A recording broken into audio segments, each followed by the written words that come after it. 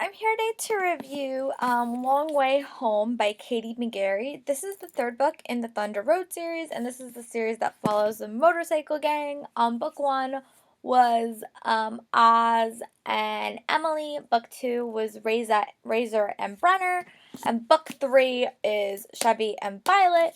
I was so excited for this book, and it did not disappoint. I think I gave this book like 5 stars. It was so good. And it did something in this book that I really liked because book one and book two kind of went in like a pretty linear path, and I kind of expected where the story was going to go in a sense, but it was still very, very surprising and very, very unique and different.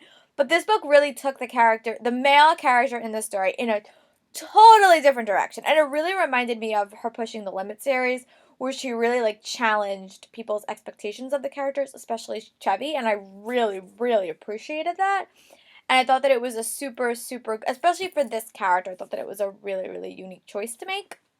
The book was shocking and surprising, and I think I started the book, thought it was going to go in one direction, 20 pages in, was like, oh, this is going to be this type of book, and then it totally changed directions again. So it was a really, really fast, emotional ride, but I do like this story because unlike most of the other characters in the Katie McGarry series, these two characters did not know, like, have known each other their entire lives. It kind of reminds me of when I read, the Anna, Lola, and Isla series. I really enjoyed Lola because Cricket and Lola had known each other for their entire lives, and that was a basis for their relationship, and that's basically what happened with Chevy and Violet.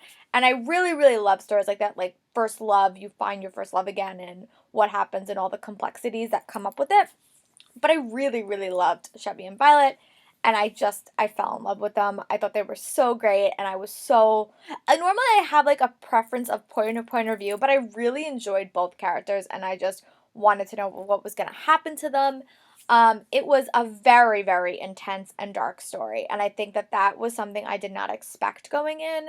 There was some things that I was just really surprised that occurred. There was also a huge crossover between her Pushing the Limit series and this series that I had not realized before, but it was shocking. So if you really liked the Crash Into You characters, Isaiah and Rachel, I highly recommend you read the story because there is a big crossover and a big plot reveal that I think you guys will like. And I really enjoyed it. I really love the Pushing the Limit series, so seeing any of those characters cross over was super nice. And I just like the way that the characters just fit so nicely. I didn't sense insta-love. It was just so, so good.